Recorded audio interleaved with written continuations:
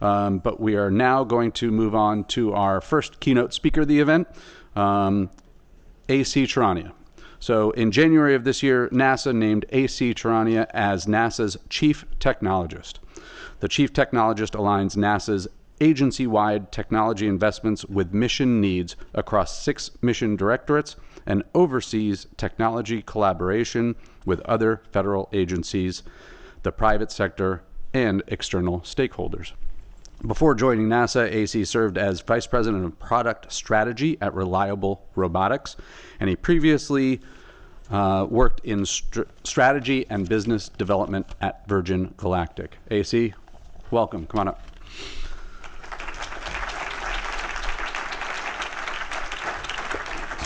All right. All right.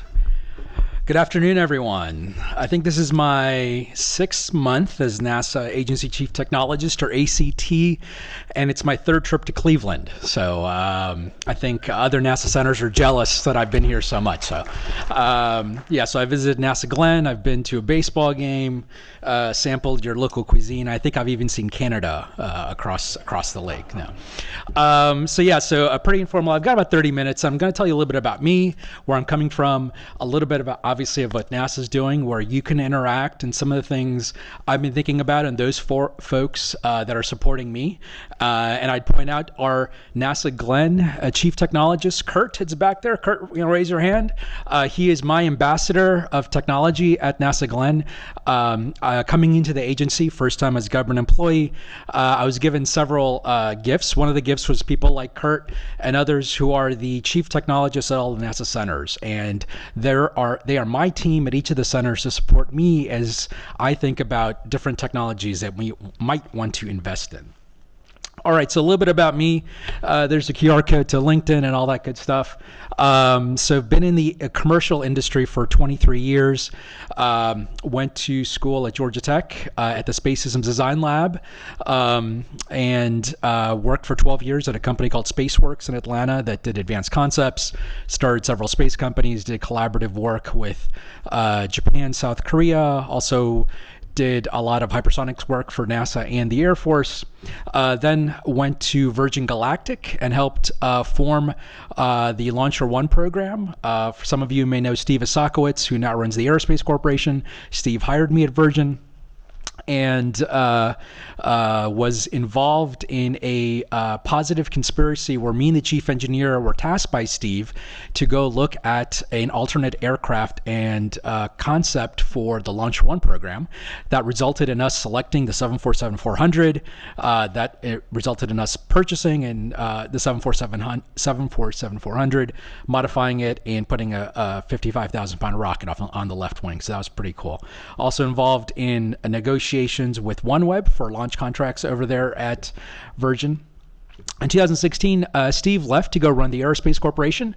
I then sent an email to some folks I knew at Blue Origin and said, hey, could you use me? And when I joined at Blue in January 2017, they're like, great, we just started a lunar lander program. Here you go. So it was me and 2 engineers back in 2017 that worked kind of starting that with a larger team as well. That grew into what you see today.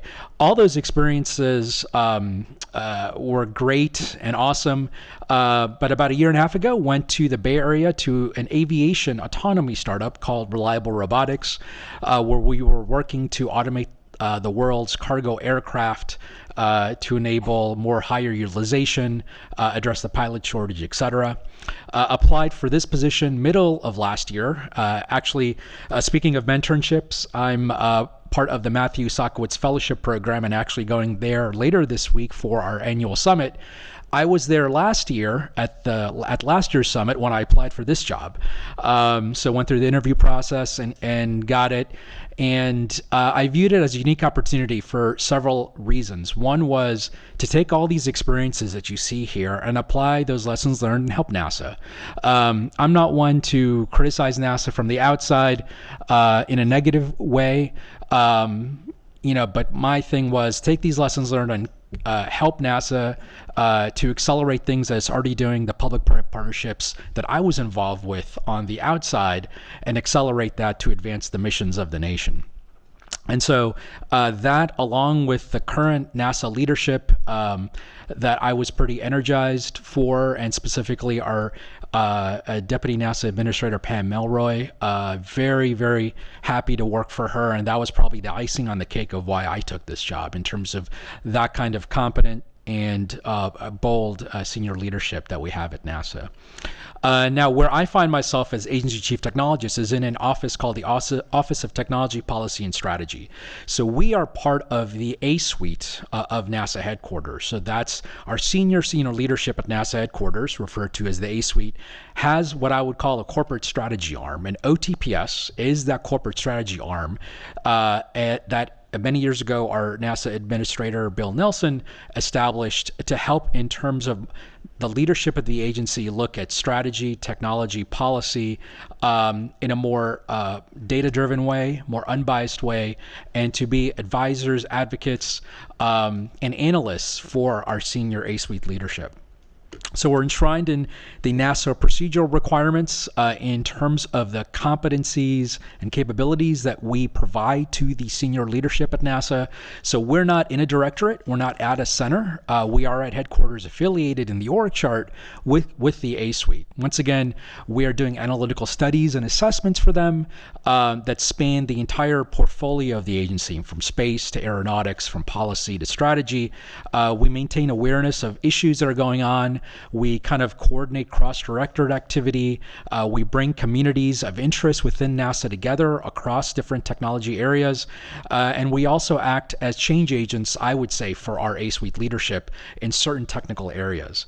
Like, for instance, when I joined the agency, didn't really expect this, but as with all technologies, getting more involved in AI and quantum, as those are technologies that the agency is critically thinking about, the nations that are thinking critically about, and how they can affect the missions that we have. Our office has recently done some assessments, and you can download many of these on our website. That includes helping the agency think about both a White House and a NASA planetary defense strategy. We've actually come out, I think, with one of the most unique cost-benefit analyses of orbital debris remediation. We've done a phase 1 activity on that. We've got a phase 2 activity we've kicked off.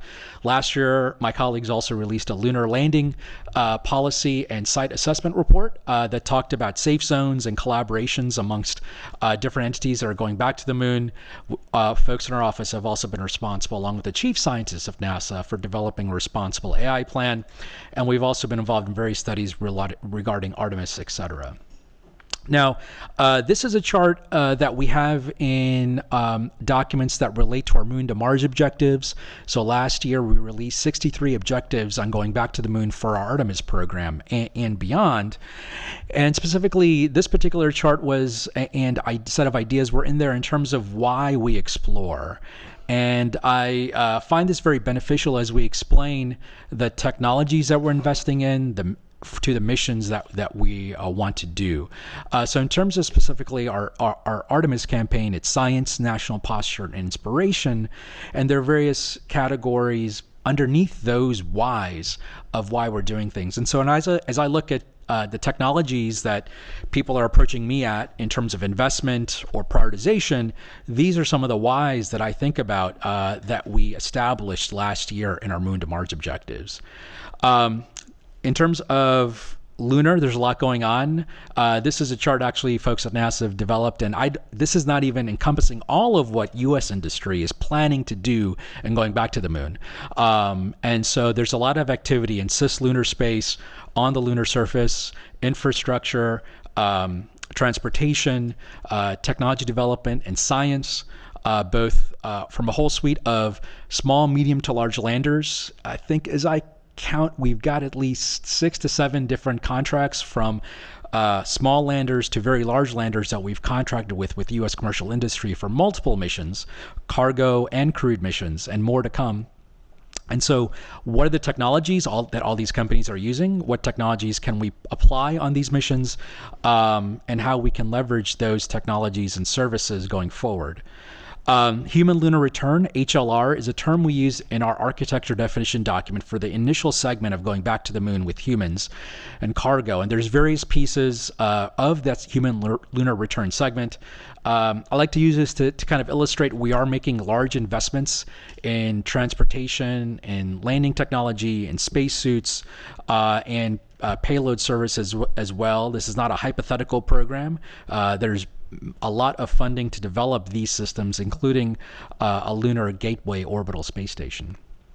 This is a QR code to our, I think, a pretty cool website that we have now, which talks about the various architecture elements, segments, and thoughts about going back to the moon. And this is probably the second program of sending humans back to the moon that I've been involved with in my 23-year career. And the first time we did it, in terms of the vision for space exploration, we didn't have such a website. We still had the internet back then, but we didn't have such a website where NASA was so explicit about its process of going back to the moon. And I'm very fortunate to be at the agency at a time where our senior leadership wants input from industry, wants input from other government agencies, wants input from our international partners. And so this website has a document called the architecture definition document. We see comments upon that document in terms of the various ideas and that we talk about of how we're going to go back to the moon, go back to Mars, and beyond. And I encourage people to provide us comment. There's a process in terms of an email address and other processes we've established to get feedback. And these are ways that you can be part of us at NASA thinking about how to go back to the moon, because this time, even more so than 20 years ago, we're going back with public-private partnerships. And there's more interesting technologies, more companies out there than there were 20 years ago to help us fulfill these missions. I'm particularly interested in what I would call sustained lunar evolution. That's the third column you see here. So if you download these documents on the previous page, we talk about the various segments of our Artemis campaign, from the initial human lunar return missions, the early Artemis missions, to the humans to Mars. And so what I'm focused on is how can we invest in technologies that get us to that sustained lunar evolution segment of our Artemis campaign. Once again, I have limited bandwidth, and I can only focus on several fundamental problems or solutions relative to Artemis. So my lens is really how we can get to that phase, because that involves public-private partnerships, it involves sustainable technologies, it involves enabling this permanent presence that can be a bridge to science, national posture, and inspiration. The other thing I'm thinking about as I have entered the agency are technology shocks and infusion. And so these are two examples that I like to use of how certain technologies were initial concepts or small contracts that are now part of a mainline program. We have the Mars Ingenuity helicopter program, and that's both these have interesting stories of how they originated. So many years ago, probably more than 20 years ago, there was an NIAC, an early stage NASA concept study on different helicopter systems for planetary exploration.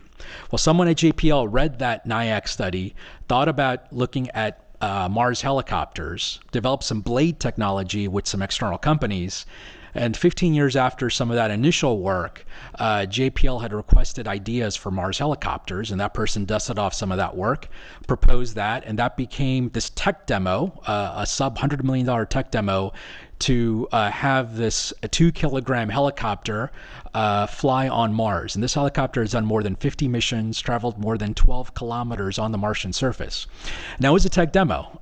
In some sense, maybe some parts of the mainline program did not want this payload since it was not essential or mission critical to the mission at hand. However, now, many years later, that tech demo technology will now be part of the mainline Mars sample return program. And what I mean by that is the technology we're using for this 2-kilogram helicopter, we're going to apply to 2 new helicopters we're going to build for our sample fetching system on Mars. So the current Mars sample return architecture will have a existing rover on the Martian surface, which has samples, returning that to a rover a lander that has an ascent vehicle. Now, as a backup, in case that rover is not able to get to our sample return lander, the sample return lander is 2 helicopters that will go out on to the Martian surface and retrieve samples that have been deposited in particular sites at various crater locations.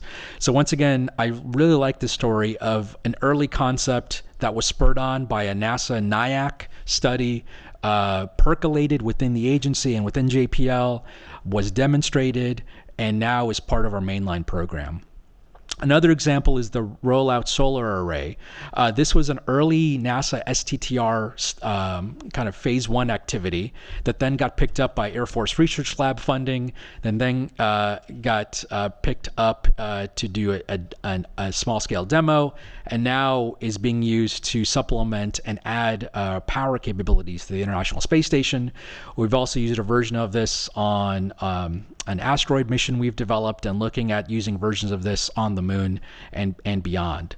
And so once again, I really like these kind of stories of small scale tech developments that matured, percolated, and were available for us to then infuse into actual missions. And so I'm looking for more examples of this, and also how to replicate these kinds of models within the agency and within the Artemis program, and once again to meet that sustained lunar evolution segment of our Artemis campaign. I'm pretty excited about the human landing system for various reasons, and I like to say this, we've got 2 awesome contractors now who are going to land humans and cargo to the lunar surface, in SpaceX and Blue Origin.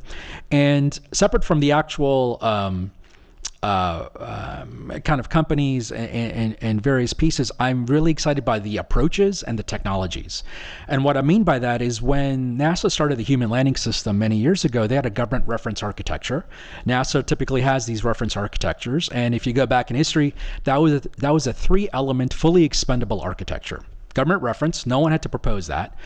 So now what we have many years later are 2 companies that are proposed essentially single-stage landers, leveraging large in-space propellant refueling and transfer with large payload, land and payload capabilities. And so this is where we allowed industry to come up with solutions. They came up with solutions that were a little bit different than the government reference architecture.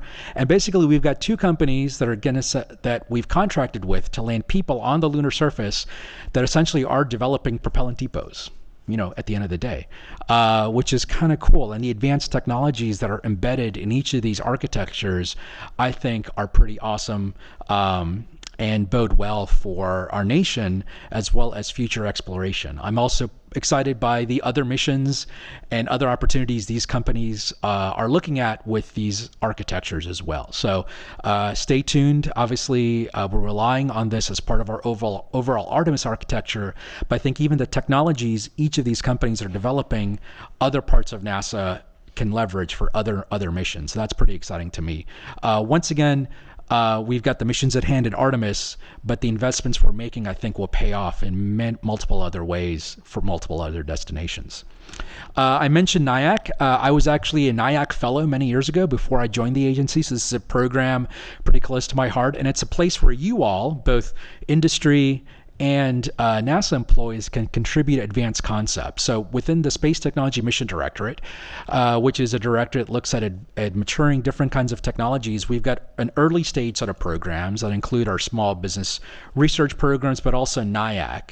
And so I would encourage people, if you have an advanced idea and advanced concepts, kind of thought that may be percolating, like I said, 20 plus years ago, the initial idea for the Mars helicopter came from a NIAC study. There have been other NIAC studies that are now maturing in terms of power and propulsion. And so I would encourage folks to submit annual calls and push us in terms of NASA thinking about some of these innovative ideas. And NIAC is a funded mechanism to help industry, academia, and other NASA PIs think about these innovative programs and then how we can take those forward in the technology readiness level kind of process. I asked ChatGPT a few months ago what I should do in my job. I think he came out with a pretty good answer in terms of maturing technologies, fostering partnerships, enabling commercial growth, doing that safely, and also encouraging innovation. So I'm not saying I'm following exactly what ChatGPT told me, and this is 3.5, not 4.0. So, but yeah, but I think it's kind of obvious in terms of things I can do. And in terms of my thesis for my position, it's probably, as is not going to be a surprise to you, is how to infuse technologies into NASA missions with all deliberate speed, leveraging external partnerships. The studies that we do within our Office of Technology Policy and Strategy at NASA headquarters can be beneficial to infusing of technologies. And once again, I can't infuse all possible technologies where I think they should go into the NASA missions, so I have to be selective. But those foundational strategic assessments that we're doing at NASA headquarters help, and we do those assessments with people like Kurt back there in terms of Center Chief Technologists, STMD Principal Technologists, other directorate leadership. But then we also need, obviously, leadership support. We also, if we can point to external partnerships, both in the other government agencies, academia, international partnerships, and the commercial industry, that can help the directorates think about infusing a particular technology. And bluntly, our space technology mission directorate has a lot of technologies it's investing in, but we've got different mission directorates that think about, should I infuse this technology into my mission? Should I infuse this technology into a planetary science decadal survey mission? Because if I do, I'm taking some schedule risk, some cost risk. And so that is a debate that our directorates are having. And how can I help in terms of that technology infusion problem that we have? One of the things I think about are proximate objectives. There's a book, A Good Strategy, Bad Strategy, that I read coming into the agency, and it kind of lays out a framework for kind of strategic thinking. Obviously, you have to identify the problem, and for the last few months, that's kind of what I've been doing, having a lot of conversations with different directorate leads, getting into the ACR process, looking at different technology areas and where I could help and where we can achieve some objectives over the next few years. And coming into that was something that actually the National Academies talked to me about a few weeks ago publicly in a public forum that I've been thinking about, which is better data-driven decision-making of our entire technology portfolio. So in terms of my overall approach, and this is kind of the thesis of kind of some of what I've been thinking about. And obviously, as you can see, we at NASA like 3 circles and Venn diagrams. So this is not the only one you saw in this presentation. But essentially, it is, what are my North Stars? Once again, I can't focus on everything. So my North Stars, as I've been putting my intellectual framework together, is really the analysis of NASA's technology portfolio. What are we investing in at a global level across the agency? And let's do some analytics on that, right? As a chief technologist, that's a basic set of work. And so the next person that gets this job, when they get the job, kind of like when a president writes a letter to the next president, when the next person comes into this agency chief technologist position, I want to hand them a process where every year we're doing an assessment of all of our technologies and doing some analytics. Now, what will that show? We'll see what that shows, but that is a basic function, I think, of the agency chief technologist. Other North Stars include this idea of sustainable lunar evolution and infusion of technologies for those missions. And then another North Star is protecting and enhancing the planet. And for me, that's related to climate change. To me, that's related to planetary defense. To me, that's related to the efficiency of our aviation network. Now, how do you achieve with those North Stars change? External leverage, as I mentioned, leveraging commercial partnerships, other government agency partnerships. Part of my role at NASA is to be a representative to the Science and Technology Partnerships Forum, which is a construct set up many years ago between NASA, Space Force, and NRO for us to dialogue with our counterparts. So I'm in constant dialogue with my counterparts to talk about what each of us are doing in our technology roadmaps and technology programs and see where there might be collaborations. And then for me, it's also speed. Try to affect change for me is also looking at affecting change more rapidly versus a 10-year process. Can we do something within the next few years? And ultimately, it's for me looking at where should NASA be in 2040? Right? So what kind of agency do we want as a nation for NASA to be in 2040? Then work backwards of what do we need to do in terms of programs today to get to that vision? Because the NASA of 2040 probably is not the NASA of today. And how can it be better? How can it be more robust? How can it achieve those missions to the moon and Mars and beyond, leveraging even greater public-private partnerships and other government agency partnerships? And I'm not doing it alone. So as I mentioned, I'm in the Office of Technology Policy and Strategy within the A-Suite, but they gave me a whole set of folks across the agency, and this is what I call Team ACT, and Kurt's part of that, and you can see Kurt's picture up here. And it's this group of folks that are across the agency that are tied into their centers that can help me in terms of the technology identification, some of these North Stars, and working with partnerships across the nation to help affect this change. So once again, putting the ideas together of how to have technology infused into our NASA missions with all deliberate speed, using external partnerships, but having this team and others along with our A-Suite to help affect that change. So it's a pretty exciting time at NASA. I'm pretty excited to join over the last few months, and looking to work with our senior A-Suite leadership, Administrator Nelson, Deputy Administrator Melroy, and Associate Administrator Bob Cabana, to help affect this change across the agency. So I've been to NASA Cleveland 3 times. Don't know if I'll be back this year. Have other NASA centers to go visit, but always enjoy talking with all of you and different symposium across the nation. And headed out later tonight, so I won't be here for the rest of the events. I'm headed to a quantum conference in Pasadena tomorrow. As you can tell, quantum is an important subject. And then later this week, also pretty excited to join our new crop of Matthew Sockowitz Fellows. We have new fellows joining the program, and we'll be having our summit later this week. So it's a pretty exciting time, and thank you very much. Okay. Yeah.